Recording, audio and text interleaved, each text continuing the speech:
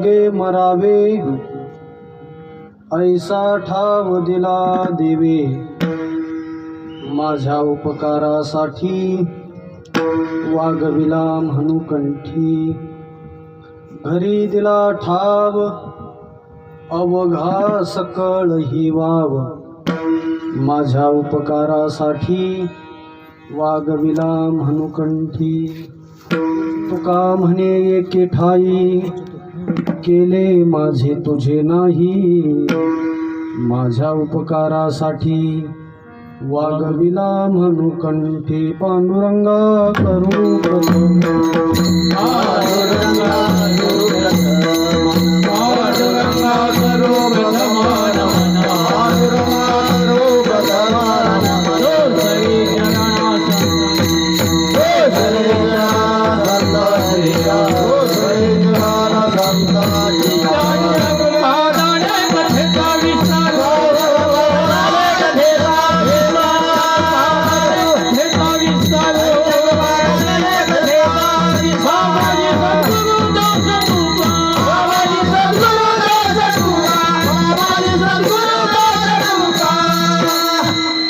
काय माझी वाणी मानेन संतासी रंजवू चित्तासी आपुलिया शरण शरण एकनाथा पायी माथा ठेविला नका पाहू गुणदोष झालो दास पायाचा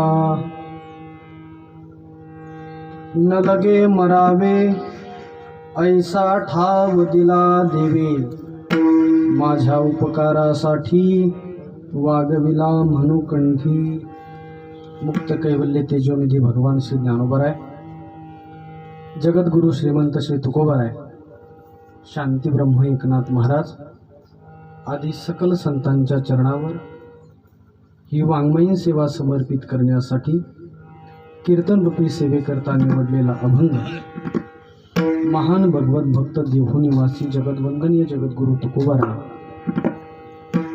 यांच्या अभंग गाथेतील 4 चरणाचा अत्यंत चिंतनीय अभंग गाथेच्या क्रमाने जर गेलो तर 417व्या क्रमांकाचा अभंग आहे. विठ्ठल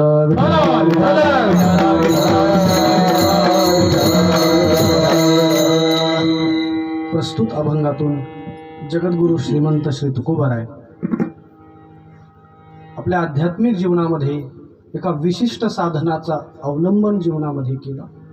त्या साधनाच्या द्वारा एक अपूर्व असं फळ त्यांच्या पदरात पडलं आणि ते फळ पदरात पडल्यानंतर त्यांच्या जीवनामध्ये झालेले बदल स्थित्यंतर त्यावर प्रकाश टाकणारा अभंग आहे. विठ्ठल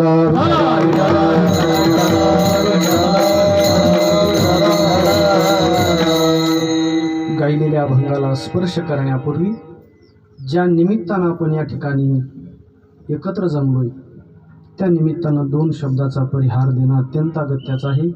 सर्वांना ज्ञात आहे मोठ्या सश्रद्ध अंतकरणानं आपण सर्व पंचक्रोशीतील भाविक मंडळी पुरुष माता माऊली परिसरातून आलेले सर्व गुणीजन महाराज मंडळी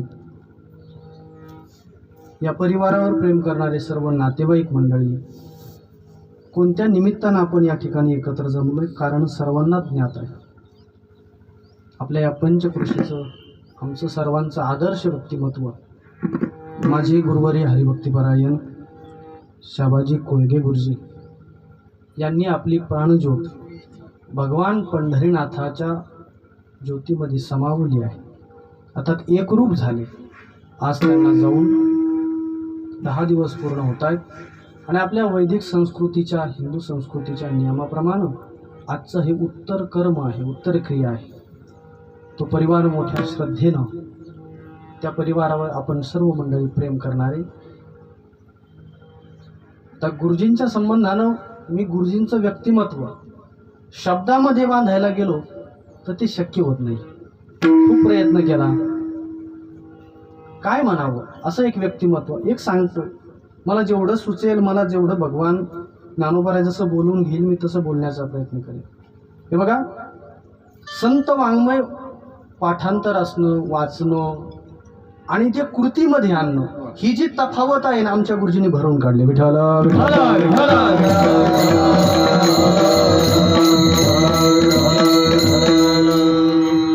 लोकांनी हेवा करावा महाराज.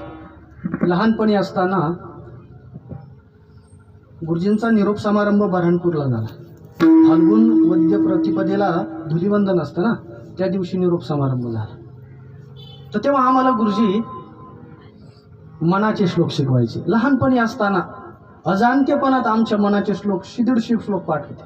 त्यामध्ये एक श्लोक यायचा. गुरुजी गेले, मी मनाचे श्लोकाचं पुस्तक काढलं आणि नंतर कळालं की गुरुजीनं अगदी समर्थांच्या वचनाप्रमाणे देह ठेवला. विठाला विठाला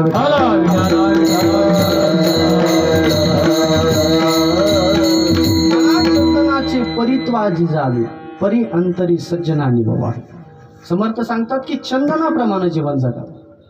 आणि गुरुजी जिथे जिथे जातील प्रापंचिक जीवन जगत असताना त्यांच्या महत् भाग्यानं गुरुजीचं व्यक्तिमत्व रेखाटत असताना मला सगळ्यात उजवी बाजू ही वाटते की गुरुजींकडे सर्वात मोठा गुरुभक्त होता.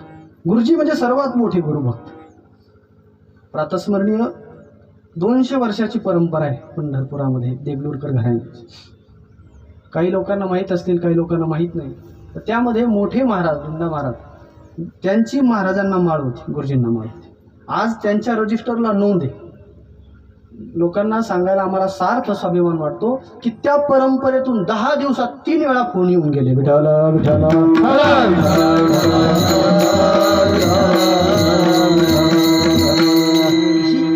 हे लौकिक, हे महत्व कमवलं गुरुजींनी. असं एक जीवन होतं महाराज.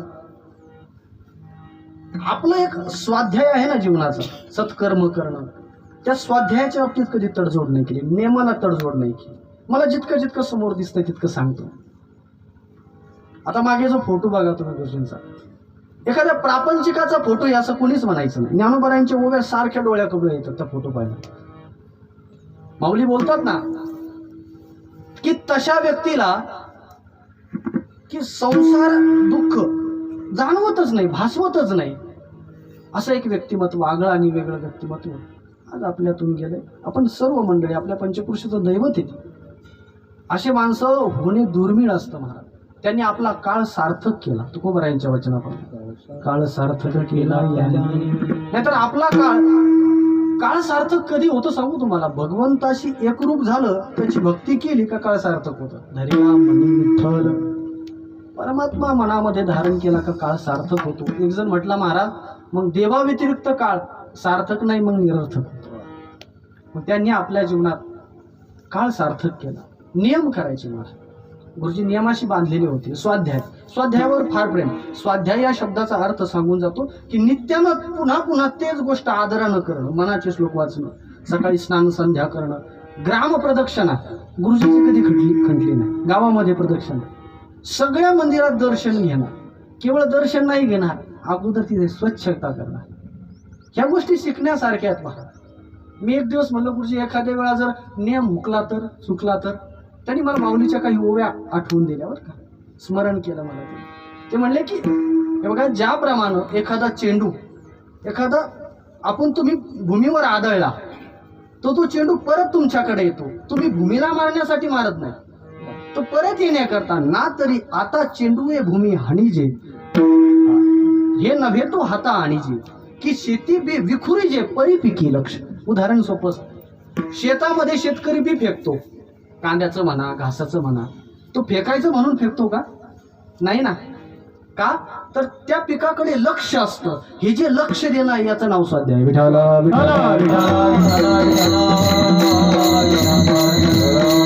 ऐका, ना तरी ठेविले देखावया आदरू की जे दिव्या, का शाखा फळे यावया सिंपीजे मुळ. ज्ञानोबा सांगतात की जुन्या काळाचं उदाहरण.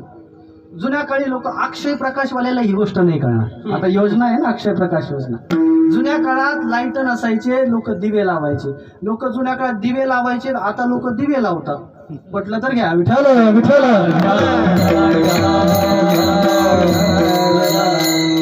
याला डबल मिनिंग विअर्थी बोलणं. आदरणीय जगन्नाथ महाराज पवार. सांगायचं तात्पर्य ती घासलेट.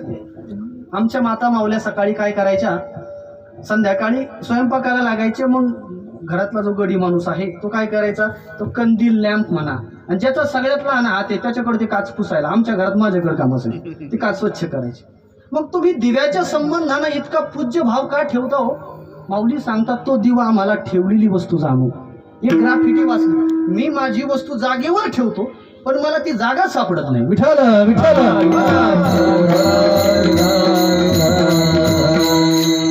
नातरे ठेविले देखावया आदरू की जे दिव्या. दिव्याच्या संबंधानं किती आदर भाव असतो, कारण ती वस्तू दाखवणार आहे.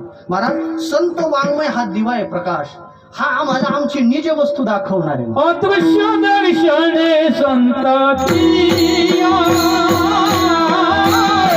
अदृश्य दर्शने संतातिया, अदृश्य दर्शने संतातिया, अदृश्य दर्शने संतातिया, विधि महिरा दाविते देखाने, विधि महिरा दाविते देखाने, विधि महिरा दाविते देखाने, विधि महिरा दाविते देखाने, अदृश्य दर्शने संतातिया, अदृश्य दर्शने संतातिया, अदृश्य दर्शने संतातिया, अदृश्य दर्शने संतातिया. रवी दीप हिरा दिवा आम्हाला आमची वस्तू शोधून देतो. हे बघा, दिव्याच्या संबंधानं तुमचा जो आदर भाव आहे, शेत पिकाच्या संबंधानं जो पूज्य भाव आहे, ज्ञानोबरांचं शेवटचं उदाहरण सांगतो. ना तरी ठेविले देखावया आदरू की जे दिव्या, का शाखा फळे यावया सिंपीजे मूळ. ज्यांच्याकडे बाग आहे त्यांना कळेल माझी भाषा. तुम्ही झाडाच्या शेंड्याला पाणी घालता का बुडाला घालता? जैसे मूळ सिंचने सहजे शाखा पल्लव संतोषती. मग ते झाडाच्या बुडाला जर पाणी दिलं तर ते फार शाखा बहरून येतात, नाही का? ज्ञानोबाराय सांगतात की हे बहु असो आरिसा आपण पे देखावया जैसा. आरसा बिंग, त्याला दर्पणही म्हणतात ना काही ठिकाणी. आरसा आम्हाला काय करतो की आमचं प्रतिमा जसं आहे तसं दाखवतो. आरसा फार प्रामाणिक आहे जसा तसाच दाखवतो. हे बहु असो आरिसा आपण पे देखावया जैसा. बघा तुम्ही कीर्तनालयामध्ये तो जो कारागीर पुन्हा पुन्हा पुन्हा पुन्हा तो आरसा स्वच्छ करतो. मी एकाला म्हटलं तो आरसा का स्वच्छ करतो? महाराज, याच्यावर जर धूळ साचली तर मला माझं प्रतिबिंब स्वच्छ दिसणार नाही. मी त्या आरशाचं सांगायला बोलतच नाही ना. हा आरसा आहे महाराज, याच्यावर धूळ साचली, कोणती? अज्ञानाची धूळ, आवरण आहे, नाही का? एका गालिबाचं वाक्य सांगू, फार गोड आहे, हिंदीमध्ये आहे. उम्रभर गालिब यही भूल करता रहा, धूल चेहरे पर थी आईना साफ करता रहा. विठाला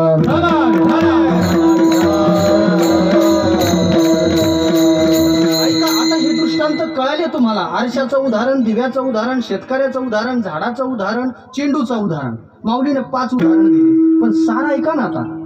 तैसा प्रतिपाद्य जो ईश्वरू तो होवावया गोचर. महाराज, वेदानं प्रतिपादन केलेला परमात्मा आम्हाला कळावा. तैसा प्रतिपाद्य विश्वरू तो होवावया गोचरू, श्रुतीसी निरंतरू अभ्यास करणे इति गुरुजी. विठाला पुन्हा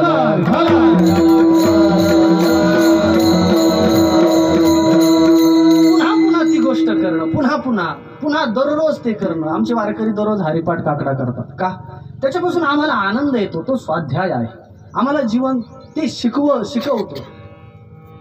म्हणून गुरुजींच्या जीवनामध्ये हा एक फार महत्वाचा आम्हा साधकांकरता ग्रंथप्रेम. मला गुरुजींच्या संबंधानं या अभंगालाही जुळवायचं. ग्रंथप्रेम किती.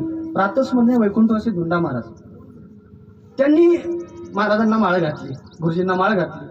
तेव्हा गुरुजींच्या अंतःकरणामध्ये जिज्ञासा तयार झाली की गुरुजी आम्हालाही अध्यात्माचे श्रवण घडावं, जीवनात काहीतरी कुठेपर्यंत आम्ही पोहोचावं. मग गुरुजी आम्हाला कधी कळेल जीव ब्रह्मातला भेद, हा भेद कधी मावळेल आमच्या जीवनातला, आम्हालाही कळावा. मग आम्ही कुणाच्या घराचे उंबरे झिजवावे ज्ञानियांचे, जे ज्ञानियाचे दार, ज्ञानी पुरुषाचे दार कधी आम्ही उंबरे झिजवायचे? आम्ही तर प्रापंचिक माणसं आहोत. तेव्हा महाराजांनी त्यांना एक उवीचा उपदेश केला. गुरुजींच्या पत्रिकेवर टाकली होती, तो बोर्ड इथं नाही लावला. गुरुजीची आवडती उभी मला नेहमी सांगायची. ते म्हणायचे तुम्ही गाया सांभाळता, तुम्ही गोशाळा आहे, तुम्ही ती गाय सांभाळता, आम्ही पण गाय सांभाळतो, पण कोणती? याची लागी सुमती जोडती शास्त्र संपत्ती, शास्त्राची दुभती पोषित गाय. गुरुजीनं शास्त्र रूपी गायीची आयुष्यभर सेवा केली. महाराज विठाला विठाला.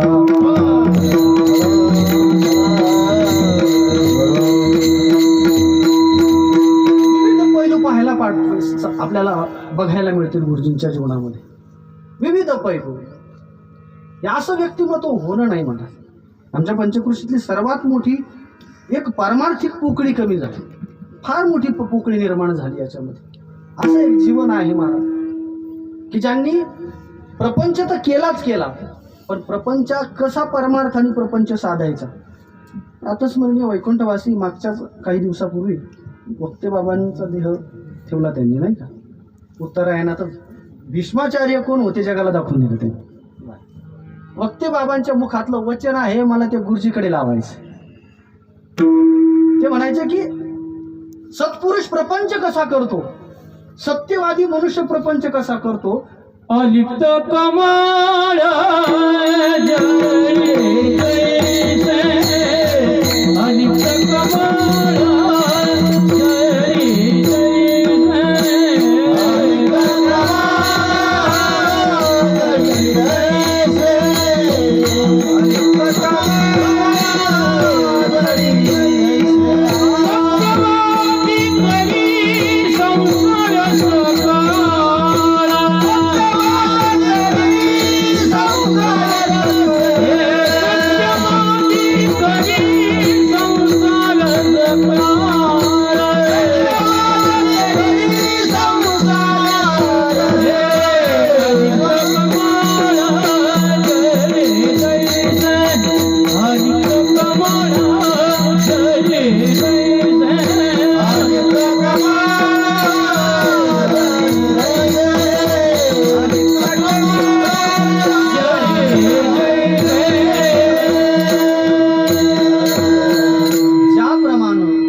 पाण्यामध्ये राहतो पण पाण्यापासून वेगळं असतं. गुरुजींचा प्रपंच तसा होता. अगदी त्याच्याविषयी सर्व भार तुका म्हणे भार गातलिया होईल कैवारी नारायण. मोठे एक आदर्श जीवन जगले. प्रपंच ही कसा करावा आणि जिथे राहतील ज्या भागामध्ये. आता या रामनगर आम्हाला जे माणसं मला भेटून गेले सांगायचे, महाराज सकाळी उठले, स्नान संध्या पूजा अर्चा झाली का देवदर्शनाला निघाले, लहान लहान मुलं जरी भेटले तर ते जय हिंद म्हणायचे. जय हिंद, रामकृष्ण हरी, श्रीराम. संघाचं फार मोठं कार्य केलं गुरुजी आपल्या शक्तीने. इथे दुंडा महाराज वसतिगृह आहे, तो प्रसंग तर अगदी कधीच ऐकला नव्हता. दुंडा महाराजांनी त्यांना पत्र केले, 5-7 पत्र पाठवलेले त्यांच्या घरामध्ये. मोठ्या महाराजांनी एक पत्र पाठवलं त्यांच्या नावे की इथे वसतिगृह आहे, मुलांची थोडीशी राहण्याची थोडीशी खाण्याची अडचण होत आहे, तुम्ही तिथली जबाबदारी घ्यावी असं सांगतात. आता आम्हाला गेल्यानंतर कळालं. खरं सांगू, आपलं एक महत् भाग्य सांगतो, पुण्य सांगतो, आपण एवढे चांगले माणसं आहोत की आपल्याला गुरुजी हयातीत कळाले. नाहीतर बऱ्याचदा साधूच्या जीवनात साधू गेल्यावरच कळत असतो, महात्मा गेल्यावर कळत असतो. असा महात्मा दुर्लभ आहे. जयाची चौखटी ज्ञानोबारांची. तो महात्मा धनुर्धरा दुर्लभाची पूर्वार्ध विठाला विठाला विठाला विठाला हे समस्त ही श्री वासुदेव ऐसा प्रतिती रसाचा ओतला भाव म्हणून भक्ता माझीराव ज्ञानी तोची वसोटा शब्द आहे. तो महात्मा मधलंच आता आठवण. हे सगळे हे बसलेच ना दिग्गज माणसं, यांच्यामुळं झालंय. नव्हे बहुश्रुत नव्हे ज्ञानशीळ दास मी दुर्बळ वैष्णवांचा. मग तुम्ही म्हणसाल महाराज मग तुम्ही का कीर्तनाला उभे ठाकला? 2 कारण आहे त्याची. पण त्याची 2 कारण. मी तर त्या दिवशी नाहीच म्हटलो, मी कुठल्याच अटीवर कीर्तन करू शकणार नाही मी असं म्हटलो. तर त्या परिवारातल्या लोकांनी सगळ्यांनी आग्रह केला, नाही तुम्हालाच करावं लागेल. मग मी हे समजूत घातली, नाही नाही म्हटलो. नंतर म्हटलो आता आज्ञा सेवकी करावी सांगितलं नाही का, आज्ञा. आणि मी लहान आहेत ना, सगळ्यात लहान आहे वयाने, ज्ञानाने सगळ्याच गोष्टी. मी म्हटलो का कुणास ठाऊक जे पडलेले काम आहेत ते कदाचित गुरुजीने आज्ञा केली असेल, तू करून घे. विठाला विठाला विठाला दुसरा भाव सांगतो, याच्यात अजून एक भाव सुचला. हे बघा, गुरु ही माता आहे, गुरु आई, गुरु माता, गुरु पिता. गुरु ही जर आई असेल तर आईचं मुलांवर अधिक प्रेम असतं, खूप प्रेम असतं, अतिव प्रेम असतं. जननी पुत्राय गुरु शिष्याय धेनुर्वत्साय प्रियाचे प्रियाय, नाही का? सर्व काले सर्व महत् परित्यज्यम किम किम करोति न देवाय भक्तः. आईचं मुलावर खूप प्रेम असतं, बरोबर. मग गुरुजी जर माझी आई असेल तर आईचं थोरल्या पोरावर प्रेम असतंच हो, पण धाकट्यावर काकणभर जास्तच असतं. विठाला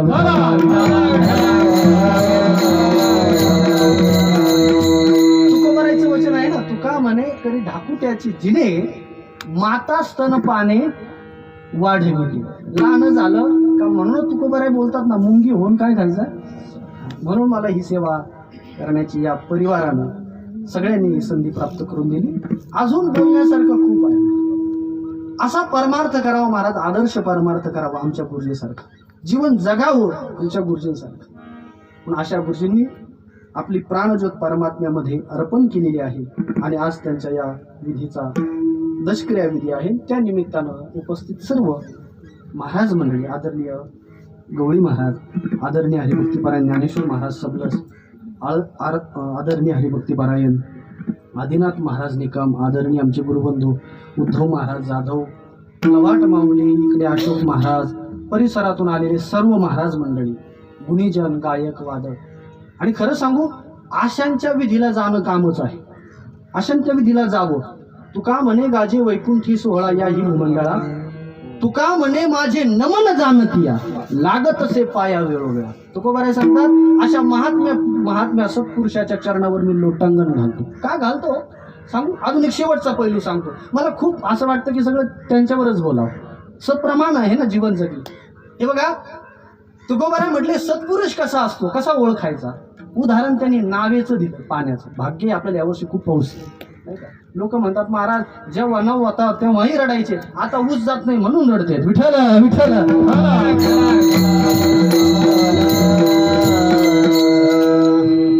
नाव असती, नाव ती स्वतः तरती. तुकोबाराय सांगतात ती इतरांनाही तारते.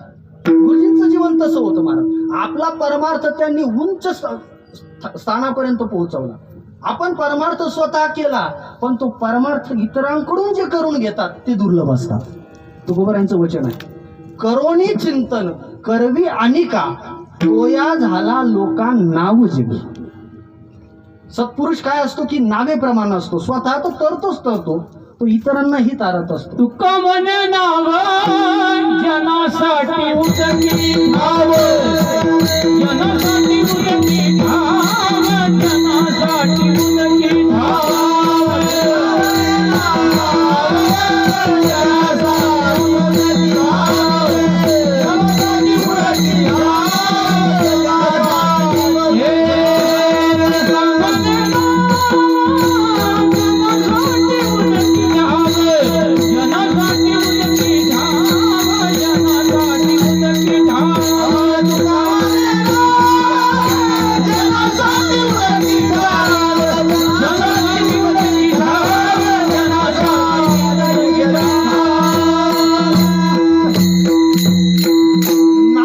जीवन जगले. तुका म्हणे नाव पुढे जनासाठी उदकी ठाव, करुणी चिंतन करवे अनिका तोया झाला लोका नाव जगी. तुकोबाराय सांगतात, अशा सत्पुरुषाच्या चरणावर परोपकार करणारे जे साधू आहेत, तुका म्हणे ऐसे परोपकारी त्यांच्या पायावरी डोई माझी. महाराज तुकोबाराय सारख्या महात्म्यानं अशा सत्पुरुषाला वंदन करावं, आपण का न करावं.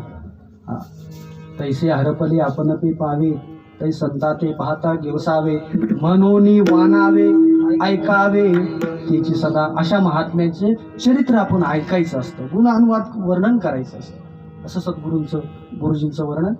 आता शेवटचा अर्थ सांगून जातो. मी त्या दिवशी गुरु या पदाचा अर्थ शोधत होतो. महाराजांनी मला गुरुगीताचे मार्गदर्शन केलं. गुरुगीता रामायणामध्ये पण गुरुच्या संबंधानं खूप चौपाया आहे. गुरु या शब्दाचा त्यांना आपण गुरुजी म्हणायचो ना आदरानं.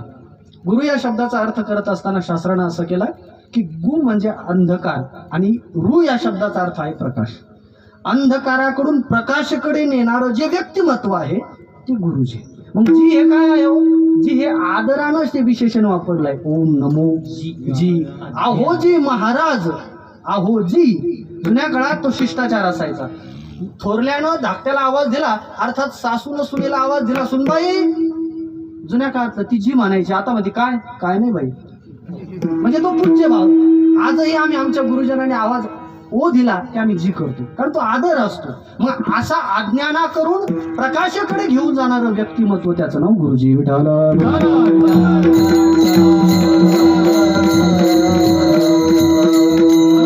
अशा सत्पुरुषांच्या आपण या उत्तर क्रियेकरता सर्व भाविक मंडळी मोठ्या, प्रत्येकाचा अनुभव आहे, मी पटकन आटोपता घेणार आहे. जास्तही वेळ, प्रत्येकाला आपापली भावना मनोगत व्यक्त करायचा आहे, श्रद्धांजली व्हायची आहे. मी जगद्गुरु तुकोबारायांचा अभंग आपणासमोर मांडलाय, 4 चरणाचा आहे. या अभंगाचं अर्थ आणि गुरुजींचं जीवन मला कसं समन्वय साधता येईल तसं साधण्याचा प्रयत्न करणार आहे. सरळ अर्थ अगोदर सांगतो, एकदा सरळ अर्थ सांगतो. जगद्गुरु तुकोबाराय भगवंताची भक्ती करत होते. भक्ती करून तुम्हाला काय मिळालं तुकोबारा, अशा लोकांनी प्रश्न केला. अहो, परमार्थ करून काहीतरी भेटलं ना पाहिजे ना, फळ भेटलं पाहिजे ना. तुकोबाराय म्हणतात की मला परमार्थ करून एक मिळालं. काय दिलं देवानी? न लगे मरावे ऐसा ठाव दिला देवी. आज गुरुजींना परमार्थ करून काय मिळालं?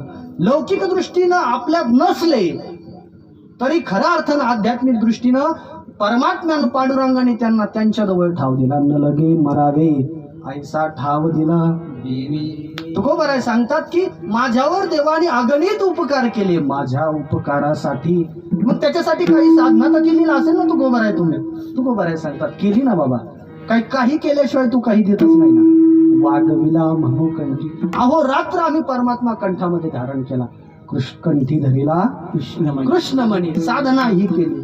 का हो महाराज, देवानं तुम्हाला न लगे मला मरावे ऐसा ठाव दिला, इथपर्यंत कळालं. मग देवानं घरी नसून नेलं ना तुम्हाला. त्याच्या बरेच लोक घर दाखवतात, घर नेत नाही. कळतंय ना? घरी फक्त घर दाखवत असतात पण घराकडे नेत नसतात. तुकोबाराय सांगतात की आमचा देव तसा नाही हो. त्या परमात्म्याने आम्हाला तो न लगे मरावे असा ठाव दिला तर दिला, पण आम्हाला स्वतःच्या घराकडे घेऊन गेला. घरी दिला ठाव. आम्हाला घरामध्ये जागा दिली हो देवानं, आम्हाला देवाच्या घरामध्ये. आणि मग महाराज तुम्हाला प्रपंचाकडे कसं पाहाल तुम्ही तिथून? श्री तुकोबाराय सांगतात की अवघा सकळ ही वाव. गुरुजींच्या दृष्टी हे सगळं मिथ्या होतं. बस कर्म आहे तोपर्यंत, प्रारब्ध आहे तोपर्यंत राहायचं. मग का हो महाराज, आता तुमच्यात आणि देवामध्ये काहीतरी भेद शिल्लकच राहिला असेल ना.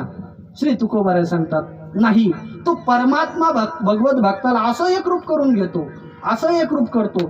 तुका म्हणे एके ठाई. मग आता त्या बोधावर आरूढ झाला की माझं आणि तुझं भेद राहतच नाही. विठाला विठाला विठाला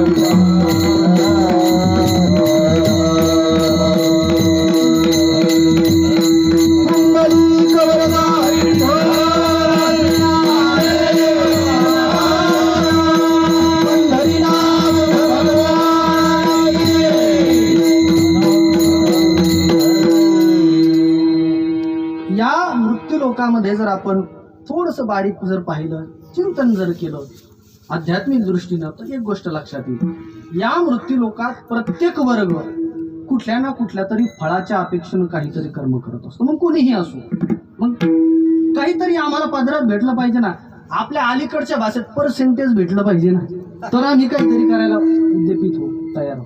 काहीतरी भेटलं पाहिजे असं सांगतात शास्त्रामध्ये. संसारी माणसाचं फळ निराळं आहे, त्याच्यानंतर साधकाचं फळ निराळं आहे, देवाचं फळ निराळं आहे. जर म्हटलं महाराज फळाची अपेक्षा न करणारा एखादा वर्ग सांगा ना. कोणीच नाही, कुणाची तरी अपेक्षा आहे. संसारिनो धनफलम. संसारी माणसाचं फळ आहे धन. अहो धनासाठी चालू आहे ना प्रयत्न. कशासाठी? किंबहुना प्रत्येक धनवंतालाच व्हॅल्यू असते, किंमत त्यालाच असते. धनवंता लागी सर्व मान्यता आहे. अधिक विस्तार करणार नाही. धनवंताला किंमत असते. संसारीनो धनफलम. एक जर म्हटलं महाराज आम्हाला धन नाही लागत, आमच्या फक्त कांद्याला भावाला पाहिजे. अरे कांद्याचा पैसाच झाला पाहिजे ना तुझ्या, हीच अपेक्षा आहे ना. धनवंता लागी संसारीनो धनफलम साधकाना मोक्ष फलम. साधक साधना करत असतो, आयुष्याचा आटापिटा करत असतो, गुरूंच्या जवळ जाऊन काहीतरी अध्ययन करत असतो. कशासाठी हो? त्याच्या या संसारातून निवृत्ती व्हावी, सकल दुःखाची निवृत्ती व्हावी, फार जडे बरं काही, आणि आनंदाची प्राप्ती व्हावी. ही याचं नाव मोक्ष. तो मिळावा. साधकांना मोक्ष फलम. साधकाची अपेक्षा. देवानाम रत्न फलम. देवांचं युद्ध झालं महाराज, मंथन झालं ना, समुद्र मंथन. कशासाठी झालं हो? रत्नासाठी. देवाची अपेक्षा आहे रत्न. अन्यष्फलां कह प्रवर्तते. शास्त्रकार सांगतात फळाची अपेक्षा नसणारा वर्ग तुम्हाला पाहायला मिळणार नाही. मग एक वर्ग तुकोबारायांकडे गेला. का हो महाराज, भक्ती तुम्ही केली, परमार्थ तुम्ही करतात, मग ते परमार्थकडून तुम्हाला काय फळपदरात मिळाल? धोरणाने बोलावं लागेल ना, सगळे जाणते माणसं आहेत ना. तुम्हाला काय फळ मिळालं परमार्थ करून? लोक बोलतात बा, जे माळकरी लोक आहेत ना, आमचे वारकरी लोक, एखाद्याच्या बोरचं पाणी कमी झालं का लोक म्हणा तू तर माळकरी आहे, बोरचं बस काय पाणी आटलं. आता बोरचं पाणी आटायला आणि माळीचा काय संबंध आहे बरं? सांगा. एकदम साधा व्यवहार आहे. एखाद्या वैष्णवाच्या घरामध्ये जर विपत्ती आली, वारकरी असून कोरोना, माळ होते तुझ्या गळ्यात तरी कोरोना झाला का? त्याचा काही संबंध नाही. लोक असे गणित लावतात, महाराज आम्ही माळ घातली मग आमचा ऊसाला जास्त भाव आला पाहिजे, एकरी जास्त टन गेला पाहिजे. अरे बाबा, या सगळ्या प्रारब्धाच्या गोष्टी आहे ना. अन्न मान धन हे तो प्रारब्ध. काही वर्ग तुकोबारायांकडे गेले. महाराज तुम्ही भक्ती केली हो, आटापिटा केला संसाराचा, किंबहुना संसाराच्या नावावर भोपळा घातला हो तुम्ही. आणि देवासाठी घेऊन जोग, तुम्ही जोग घेतला. मी जोग महाराजांच्या संस्थेतला विद्यार्थी म्हणून सांगतो, देवासाठी घेऊन जोग. मग तुळशीपत्र संसारावर ठेवले, मग फळ काय मिळालं? लौकिकामध्ये संसारी माणसाच्या जीवनात 2-4 स्वर्ग सांगितले. ते 2 आहे वाटतं. पहिला स्वर्ग सुंदर हो काया, दुसरा स्वर्ग माया काय सांगितलं, तिसरा स्वर्ग पुत्र हो आज्ञाकारी, चौथा स्वर्ग पतिव्रता होणारी. ह्या गोष्टी अनुकूल असल्या बोला म्हणत नाही त्यांचा यल्लय मांडवर गेला, मांडवा कधीतरी खाली येणारे. संसारी माणसाच्या या 2-3 गोष्टी अनुकूल असल्या का लोक म्हणतात नाही त्यांचा संसार चांगला झाला. बघा, एका विचारवंताने आपलं मनोगत इंग्रजीमध्ये व्यक्त केलं. तो विचारवंत म्हणतो की या 3 गोष्टी अनुकूल असल्या का संसार चांगला झाला. मग मला तुकोबारांच्या जीवनाकडे ते वचन लावायचे. हेल्थ आरोग्य, मनी पैसा, आणि तिसरं रिलेशनशिप. या 3 गोष्टी चांगल्या असाव्यात महाराज, तर संसार चांगला होतो. हेल्थ म्हणजे आरोग्य. आता आरोग्य किती चांगलं असावं हे आता कळायला लागले आम्हाला.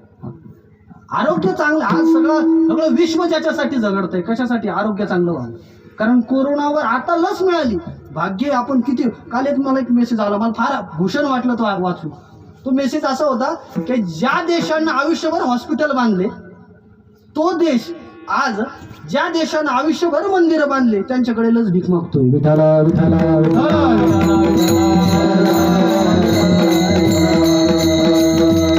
अर्थात सांगायचं आरोग्य चांगलं असावं. बघा बरं का, आरोग्य चांगलं असावं, दुसरा पैसा असावा, आणि तिसरं संबंध चांगले असावं. मग तुकोबारायांच्या जीवनात या 3 गोष्टी होत्या का? बघा, कंपॅरिझन करा. तुकोबारायांच्या जीवनात होत्या. तुकोबारायचं आरोग्य अधिक काही चांगलं होतं असं मग मी म्हणणार नाही. का हो? कारण तुकाराम महाराजांची एक वारी बुडाली होती, चुकली होती, ताप आला, अंगाला थंडी ताप आला, आणि तुकोबारायांची वारी चुकली. म्हणून तुकाराम महाराजांनी वारकऱ्याजवळ पत्र पाठवलं, ज्याला पत्रिकेच्या अभंग म्हणून. फार मोठं प्रकरण आहे. म्हणजे तुकाराम महाराजांचं शरीर इतकंही काही चांगलं नव्हतं. स्वतःचा परिचय देत असताना याती शूद्र व्यवसाय या अभंगात परिचय दिला ना. टाकला तो काही केला परोपकार, केले हे शरीर कष्ट होणे. तुकाराम महाराजांचं शरीर कष्टाचं होतं. कष्टाचं शरीर गुबगुबीत नसतं बरं का, कष्टाचं शरीर, घामाचं शरीर. मग तुकाराम महाराजांचं शरीर कष्टाचं होतं, म्हणजे तुकाराम महाराजांच्या शरीराची प्रतिकूलता होते. एक. दुसरं, महाराजांच्या जीवनात मनी पैसा होता का? अहो, त्यांनी वाटून टाकला होता. नवे आम्हा साधकांसाठी सुद्धा उपदेश केला, पैशाला विटाळ म्हणा. तुकाराम महाराजांच्याकडे पैसा नव्हता, होता तर तुकाराम महाराजांनी ही भाषा केलीच नव्हती. आम्ही सदैव सुडके जवळ येतात. म्हणजे तुकाराम महाराज जीवनामध्ये पैसा नाही. त्यानंतर शरीरही अनुकूल नाही. तिसरं म्हणजे संबंध. हे बघा, बऱ्याचदा माणसाचे संबंध चांगले असावे बरं का. लोक म्हणतात महाराज आमची ओळख लई वरती. ओळख असावी, पण महाराजांची ओळख होती का? महाराजां ज्या गावामध्ये तुकोबाराय राहत होते त्या कोपला पाटील गावीचे हे लोक आता मज भीक. ज्या अर्थी तुकाराम महाराज या गोष्टी बोलतात त्या अर्थी तुकाराम महाराजांच्या जीवनामध्ये या 3ही गोष्टी नसाव्या. बरोबर. मग तरी देखील तुकाराम महाराज आज मोठ्या स्वाभिमानानं बोलतात, आम्हाला एक विशिष्ट अपूर्व फळ मिळालं. कारण सांगा ना, त्याचं कारण सांगा. हे बघा, कधी कधी स्वतःला माणसाला स्वतःहून परिचय द्यावा लागतो. कधी कधी परिचय वास्तविक पाहता साधू महात्मा स्वतःच्या तोंडाने परिचय देत नसतो. आणि जो स्वतःच्या तोंडाने परिचय देतो तो साधू. हे आता तुम्ही समजून घेत चला तुम्ही काही गोष्टी. हे बघा, सभा भरली महाराज. समस्त सभा कशाची? कोकिळेची. मध्ये एक कावळा आहे. सभा आहे कोकिळेची, मध्ये कावळा आहे. आता कावळ्याने मध्ये बोलू नये. कोकिळीच्या सभेमध्ये कावळ्यानं बोलू नये. तुम्ही समजून घेत चला. प्रातस्पुण्य वैकुंठवासी माझे गुरुवर्य पांडुरंग बाबा वैद्य म्हणायचे की मोठ्याच्या शहाण्याच्या सभेमध्ये लहानानं चिपडा डोळा चमकू नये. विठ्ठल विठ्ठल. कोकिळीच्या सभेमध्ये कावळ्यानं मध्ये बोलू नये, कारण तिथं मौनम सर्वार्थ साधनम हे सगळ्यात मोठं साधन. त्याचं अज्ञान झाकण्याकरता, बरोबर. त्यानं तिथं त्याचा परिचय द्यायचा नसतो, बरोबर. पण समस्त सभा कावळ्याची आणि मध्ये कोकिळ असली तर शास्त्र असं सांगतंय कोकिळेनं स्वतःचा परिचय द्यावा, नाहीतर लोक तिला कावळा म्हणते. कळतंय ना? तसं तुकाराम महाराजाला कळालं आता वेळ आली, आता लोकांना परिचय देणं गरजेचं. मी कोण आहे, मी भक्ती कशासाठी केली आणि भक्तीचं फळ काय मिळालं, आता परिचय द्यावा. की मग तुकोबाराय कधी कधी बोलत असताना बोलतात ना, अनुरेणू या थोकडा तुका आकाश आहे वडा, तुका म्हणे आम्ही विधीचे जनिते. ही भाषा, ही परिचय. मग ऐकणारे लोक म्हटले, महाराज तुम्ही आटापिटा करून संसार केला, आयुष्यभर माफ करा परमार्थ केला, आणि परमार्थ करून तुम्हाला देवानं काय दिलं हो, काय दिलं असा प्रश्न उपस्थित झाला. तर जगद्गुरु तुकोबाने अभंगाच्या प्रथम चरणात न लगे मरावे, न लगे मरावे, न लगे मरावे, न लगे मरावे, न लगे मरावे, न लगे मरावे, न लगे मरावे. ऐसा ठाव दिला देवी, ऐसा ठाव दिला देवी, माझ्या उपकारासाठी, माझ्या उपकारासाठी, ऐसा ठाव दिला देवी, ऐसा ठाव दिला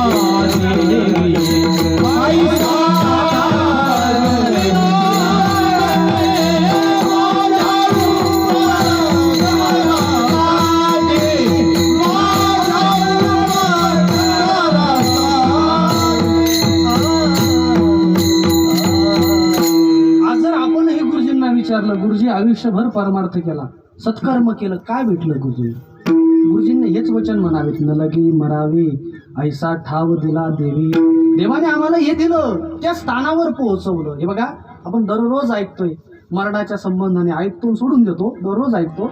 अपरिहार्य असं सांगतो, जातसे ही ध्रुव मृत्यू उपजेते नासे, दररोज ऐकतो बरं का, खूप खूप ऐकतो. पण खरं सांगू, आपण इतके विसरतो पटकन मृत्यूच्या संबंधाने. जी गोष्ट भस्कन अंगावर येणार आहे तिची आपण काही तयारी केली नाही. सगळ्यात सोपं बोलू का? आणि ज्या गोष्टी टप्प्यानं येणार आहे त्याची तयारी करतो आपण. कळतंय ना? जी गोष्ट टप्प्याटप्प्याने, उदाहरणार्थ सांगू, 18 वर्ष झाल्याशिवाय तुम्हाला मतदानाचा अधिकार नाही. काल झालंय ना आता सगळं, आता झालंय महाराष्ट्र कुठेतरी शांत, नाही का? 18 वर्ष झाल्याशिवाय तुम्हाला लग्नही करता येणार नाही, बरोबर. 21 वर्षाचं मुलाचं वय, नाही का? जी गोष्ट टप्प्यानं येणार आहे, 60-65 वर्ष वय झालं का शासन तुम्हाला काय करतं, अर्ध काय देतं, तिकीट देतं ना, अर्ध तिकीट. या गोष्टी टप्प्यानं येणार आहे, त्याची माणसं खूप तयारी करतात. पण खरं सांगू, जी गोष्ट एकदम भस्कन येणार आहे तिची काय तयारी केली? मरण. थोडं विचार करा आपण त्याच्याविषयी. हे बघा, ही गर्दी होणार आहे आपल्या जीवनात, ह्या सगळ्या गोष्टीची गर्दी होणार आहे, पण त्याचा सिक्वेन्स लावता आला पाहिजे आपल्याला, अशी क्रमवारी लावता आली पाहिजे. परमार्थ कधी करायचा, प्रपंच कधी, किती वेळ द्यायचा. लोक फक्त ऐकतात बरं का, हे आश्रम, लोकच ते मंडपात ऐकतात ना, लग्नाच्या मंडपात ब्रह्मचर्य आश्रमाचा परित्याग करून ग्रहस्थ आश्रमामध्ये स्वीकार करत, हे ऐकायचं नाही. आमच्या महाराजांनी आत्ताशी ते वानप्रस्थ आश्रमाचं फार मोठा एक प्रकल्प स्थापन केलाय पाटील. त्या जीवनात आपण बाणायच्या गोष्टी असतात. मला सांगायचं तात्पर्य, लोक खूप जगतात हो. मी असं म्हणेल, खूप जगण्यात मजा नाहीये. आता कोरोनाने ही एक शिकवण दिली आपल्याला, जास्त मी बघा, जास्त लांबीपेक्षा खोली फार महत्वाची. जीवनात लांबी किती याला महत्व नाही. म्हणूनच का कुणास ठाऊक कसोटीला लोक जात नाही, 20ला जागा पुरत नाही. विठ्ठल विठ्ठल.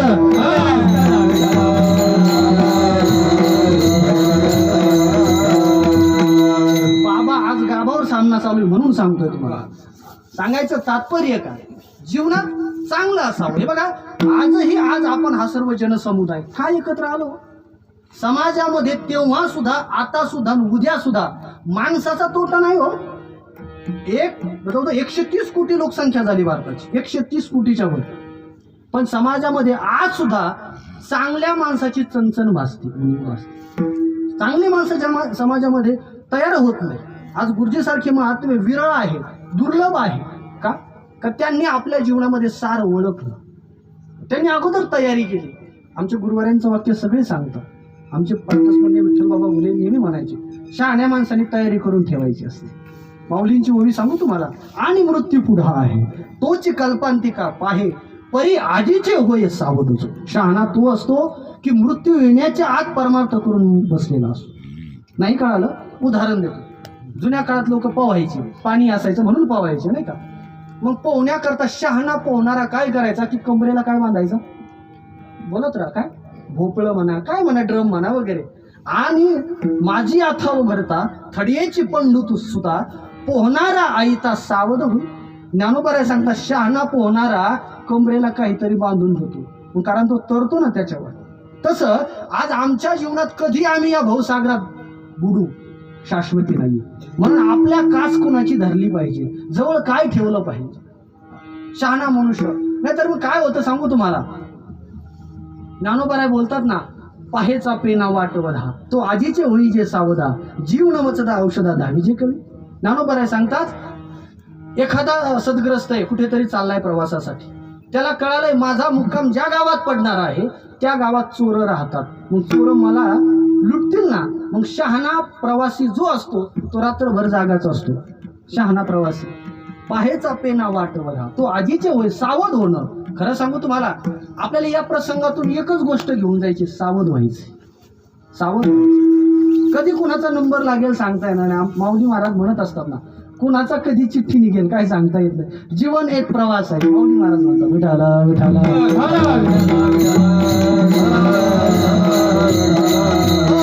संत सावध झाले का हो महाराज? झाले ना सावध. कसे सावध झाले? ना तरी केळवली नोवरी संन्यासी जियापरी, तैसा न मरता जो करी मृत्यू सूचना. ज्ञानोबा सांगतात की साधू सावध झाले. का? साधूला माहित होतं की कधी एकदा आपल्यावर येईल महाराज, कधी घाला होईल. नवे नवे तुम्ही असं म्हणेल, जगद्गुरु तुकोबारे आदी संत इतके सावध झाले, इतके सावध झाले की त्या मरणावरही विजय मिळवला. मरण माझे आज ज्या अर्थी तुकोबारे बोलतात की न लगे मरावे, ही अवस्था प्राप्त होण्याकरता फार मोठं कष्ट घेतलं महाराजांनी. फार मोठं कष्ट.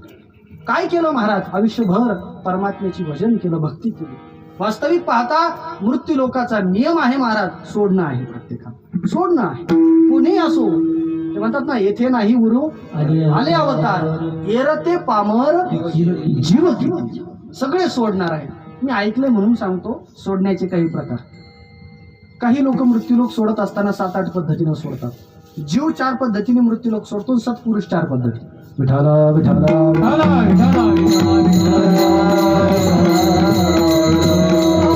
ऐका, काहींचं मरण अटळ आहे. ही गोष्ट अगोदर डोक्यात फिट करा.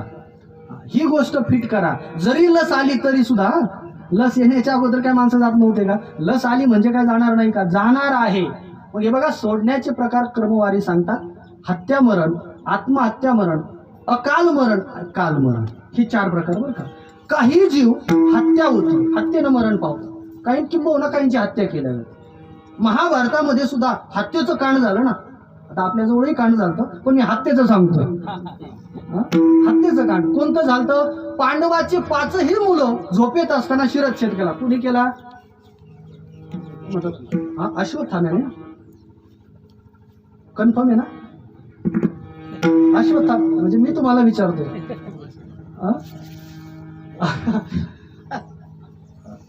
बरोबर. अश्वत्थाम्यानं पांडवाच्या मुलाचा रात्री हत्या केली. परमात्म्याने नंतर त्याचा अर्जुनाच्या माध्यमातून काटाही काढली. मला ते सांगायचं, ते जे मरण आलं ते कोणतं मरण आहे? हत्या मरण, आत्महत्या मरण. हा प्रकार तर आवर्जून सांगितला पाहिजे. आजपर्यंत आम्हा लोकांचा भ्रम होता की खेड्यातले लोक, शेतकरी वर्ग कर्जाला कंटाळून, मुलीच्या लग्नाला कंटाळून आत्महत्या करत असतील.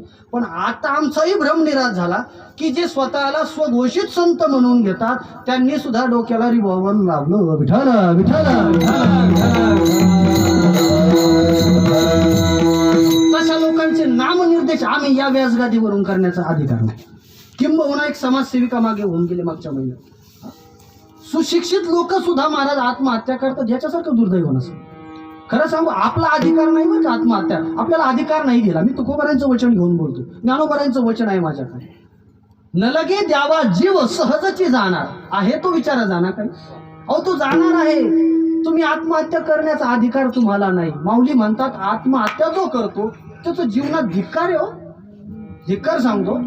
एर कह्या मोले वेचुनी विष प्यावे घेऊनी आत्महत्येशी निमोनी जायचे नाही. तुका बराय सांगतात, तुका म्हणे आत्महत्या रे घातकी. महाराज स्वतःच्या जीवनाचा नाश करून घ्यावा हा अधिकार आपल्याला द्या. म्हणजे स्वतःहून मरणाला कवटाळतो ना बुवा, तुका बराय त्याला चांडाळ म्हणतात. मरण मागे जो गाढवाचा बाळ बोली जे चांडाळ शूद्र याती. विठाल पटकन सांगायचं. हत्या मरण, आत्महत्या मरण. तिसरं मरण आहे अकाल मरण. अकाल हो सहज मरण. आता कालची बातमी ती फेक आहे तर मला काही माहित नाही, ते व्हायरल बातमी झाली. असो जाऊ द्या. भंडारा जिल्ह्यामध्ये मागच्या आठवड्यात दुर्दैवी घटना घडली. ते 10 बाळकं, निष्पाप बाळकं अकाल मरण म्हणावं लागेल नाही का गेले. चौथा मरण आहे काल मरण, की जी आम्हा सर्व आपला नाही येतो. आयुष्य संपलं, आयुष्यरूपी भानू मावळला, आपल्याला मरण येतं. हे 4 प्रकार आहेत. 5वा जो मरण आहे आत्मसमर्पण मरण. आत्मसमर्पण याच्यामध्ये कोण मोडतं महाराज? याच्यामध्ये 2 वर्ग मोडतं. एक आहे सती आणि दुसरा शूरवीर योद्धा. सती हो महाराज, सती कशी बरं? जुन्या काळामध्ये सती जाणं प्रथा असायची. आम्ही शाळेमध्ये शिकलो या गोष्टी. जुन्या काळामध्ये सौभाग्यवती स्त्री आपले पती जर गेला तर त्याच्या चितेमध्ये उडी मारायची, बरोबर. मग ही सती प्रथा बंद केली. कुणी केली? मी त्याचाही अभ्यास करून सांगतोय तुम्हाला. चित्तोडची राणी पद्मावती जेव्हा अलाउद्दीन खिलजी आला होता तिचं घेण्यासाठी, तिला हिसकावण्यासाठी तिने आपला देह त्या चितेमध्ये समर्पण केला. सती प्रथा. अजून सांगू तुम्हाला, त्या काळामध्ये राजा राममोहन यांनी इंग्रज गव्हर्नर लॉर्ड विल्यम बॅटिक याच्या मदतीनं 1829ला एक कायदा पारित केला की तेव्हापासून सती बंद झाली, सती प्रथा. नाहीतर तो मला एक सांगायचं काय, सती जाणं हेही मरण आहे हो महाराज. पण ते जे मरण आहे त्या मरणाला आत्मसमर्पण मरण म्हणतात. स्वतःहून करते ना. तुकोबाराय बोलतात, तुका म्हणे सती आगीन देखी ज्या रीती. सती प्रथा, आत्मसमर्पण. शूरवीर योद्धा, त्याला कळतंय पलीकडे जर पाय ठेवला तर शत्रूच्या गोळ्या माझ्या छाताडावर लागतील, मला जावं लागेल. हे जे मरण आहे आत्मसमर्पण मरण. 6वा मरणाचा प्रकार आहे आत्मत्याग मरण. महाराज पटकन सांगा, आत्मत्याग मरण कुणी केलं? विनोबा भावे. मला वाटतं त्या ऋषींचे हाडं दिले होते महाराज वत्रासुराला मारायला. त्या ऋषींचं नाव दधीची ऋषी. विधिवत अन्न पाण्याचा त्याग केला, आत्मत्याग मरण. स्पर्श करतो फक्त. किंवा ते जैन संप्रदायामध्ये एक मुनी होते, ते फार स्पष्ट बोलायचे. तरुण सागरजी पुण्यनगरीच्या पहिल्या कॉलमला त्यांचा लेख असायचा. त्यांनी विधिवत अन्न पाण्याचा त्याग केला. ते एक व्रत म्हणतात, त्याला आत्मत्याग मरण म्हणतात. समाधी निर्याण. आज गुरुजींचं जर कोणतं मरण जर झालं असं आपण जर विचारलं तर मी असं म्हणेन, गुरुजी आज खऱ्या अर्थानं परमात्म्याच्या स्वरूपाला प्राप्त झाले. काय केलं गुरुजींना आयुष्यभर? गुरुजींना आयुष्यभर भगवंताचं भजन केलं.